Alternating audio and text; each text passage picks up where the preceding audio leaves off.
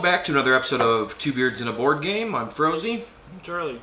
Today we're going to talk about Dead Man's Doubloons. It is your best fight 'em up, ship fighting pirate game there be. Yarg! Yarg.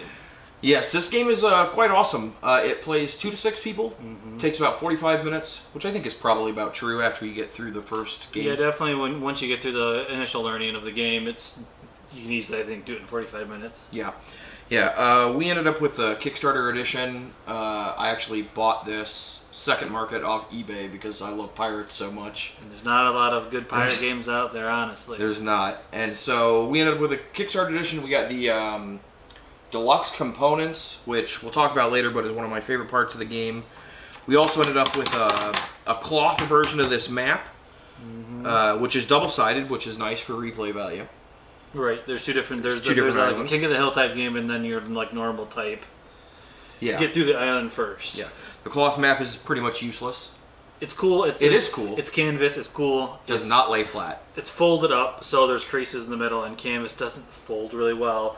I would think if you would put a bunch of weight on it and flatten it out, it's probably usable, or frame it and play on the frame. That's the only thing that I could think of, because even if you were to weigh it down, right, how would you store it?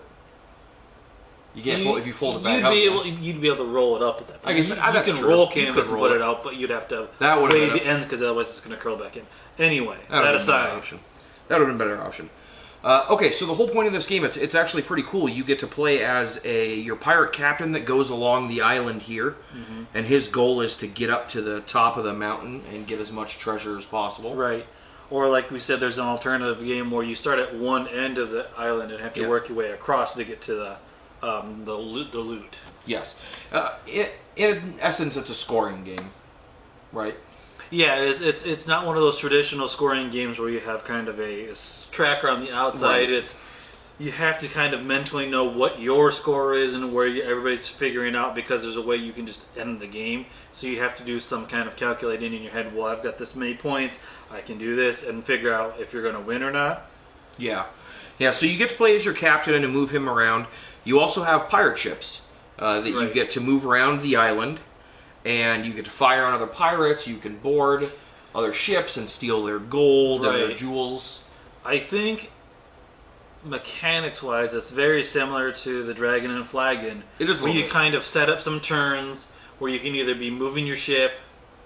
You either are forced to move your ship. You can maybe move your ship if you want. Then you have an action to do, whether it's you're firing, you're trying to further your exploration, you're pillaging, or you can actually jump onto your opponent's ship and steal something from their boat. Yes. Yeah, so what happens is when you start, you get 5 cards.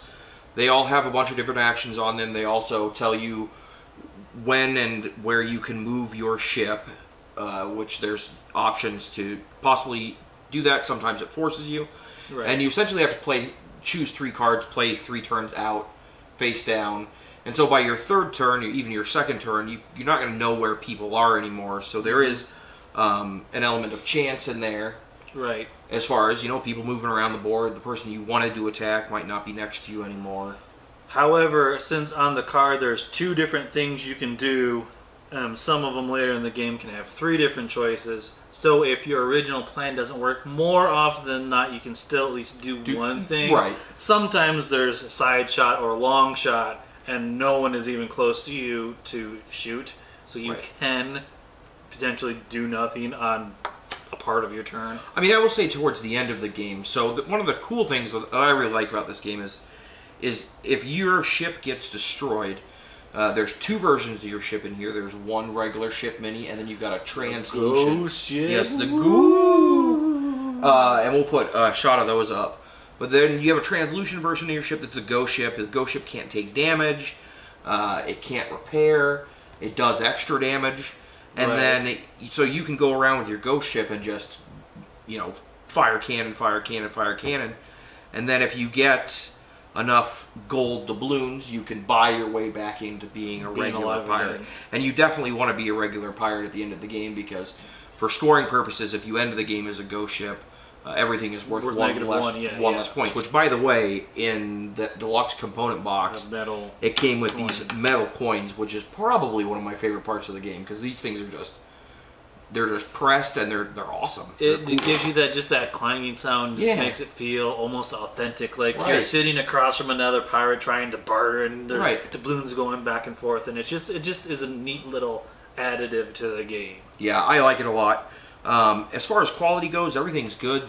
Your player cards, there's lots of stats on here, and as your ship takes damage, you can lose crew members, which affects things. But quality-wise, these are nice, thick cardboard. And they don't bend. The same cardboard that the actual game board is made out of, and again, it's really good. I will say one thing, if you do get this game, that I noticed, when you're going to take your ships out of the box, you can't be gentle. But they won't break. You can't be gentle. They're in there. The tray that they're in, that they sit in, it feels like when you pull, you're going to break something getting them out. But I just brute forced every single one of them out of there. It's because pirates like it rough. Oh, they do like it rough. But all in all, I love the game. I love the concept. I love pirate ships. I like the fact that you can, you're playing as your captain over here and your ship over here, and you're trying to manage a couple of things. A lot of strategy involved. I really like the strategy aspect of it. I like games that you have to try to plan your turns ahead of time, and if something doesn't go right, you do nothing. It's just one of those kind of like high risk, high reward type situations you can get into, and I really like that aspect of games. I love the Dragon and Flagon for that very reason. Yeah, and there's a lot of replay value on this game too. Even outside of the extra board, you get 2 boards. There's other scenario cards in here that you can use that we haven't even played with. There's green cards and different map tiles and stuff like that you can play with to add into the game to just make things different. So things there's little things that will modify the game each time you play. Like each quadrant of where the ships are will have a tile in it that modify the game. So that changes the games up every time. Being dealt cards from a deck randomly keeps it fresh. Like the one game we played, the first half of the game, I almost had all exploration cards in every hand, so I was able just to charge right through the map and get to the second phase of the game only in 3 or 4 turns. Yeah, and some of the advanced cards too, the green cards that can go in that deck, one of them lets you steal an enemy ship. Sweet. It'd be awesome getting Armada going.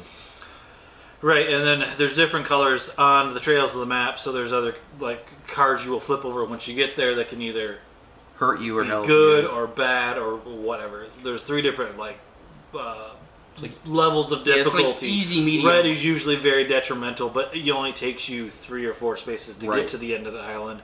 Whereas the blue has a lot, but almost all of them have sort of advantageous. They were almost more neutral. I felt that the yellow, the middle ones, were almost always very advantageous for you. If you have doubloons, you can go and get jewels for free, because that's at the end of that part of that phase. You reach in and grab jewels blindly out of the bag. Yeah, and that's kind of the whole point of the game is you're racing to the top of the island, and the closer you are to the top, when the captain gets to the top, everybody that's there or close gets jewels, and those jewels score at the end of the game. Right. And then at that point, your captain goes back to your ship, and it's kind of a weird balance of when do you want to end the game. Right. So as Charlie was saying earlier, you kind of got to know where you're at in points and where everybody else is at in points. You kind of have to keep track of that because the game can end in an instant. You still get to go through your rounds and stuff. But once the island's been fully explored, you add more cards into the deck where there's another new track of exploration with your ship. Yeah. And once that's filled, then the game ends as far as once that round is finished. Or was it when that player ends their turn, or was it when the round finished? No, you finish the 3 cards. So if somebody gets to the finish point on the thing, so you finish that round regardless of where that ending exploration took place. That's right. So at that point, you're just scrambling to get as many points as you can, or trying to destroy somebody else's ship, turn them to a ghost ship. So that last game I played, when that happened, I was very close to another player in points wise, and so I tried very hard to destroy their ship, which I was unsuccessful. I ended up losing that game. very bad because I lost my ship. Overall, though, I'm gonna give this a wizardly 7 out of 7, just because of replay value and pirates and these coins and the components. The components in the game all seem really well put together. It's got a very nice insert in the box that keeps everything together. Mine did come also with sleeves, so I could sleeve the deck in there, which is nice. I always like that. So I'm definitely gonna go wizardly 7 out of 7. I'm gonna go just one step back and say it's an Amish rating for me. I think it's a very fun game. There's a lot of replay value in there. It's just not that top notch. I really want to play it every single week, sort of, feeling with me. I play it. I'm sure you would play it every day. I play it every day. Play it with yourself. I can't do that. Sure you can. I need somebody else to play pirates. On the bright side, you'd always win. I suppose that's true. Thanks for watching, guys. We appreciate it. Go ahead and hit that like button and subscribe if you want to check out more of our videos. And we'll see you next time. Bjarg.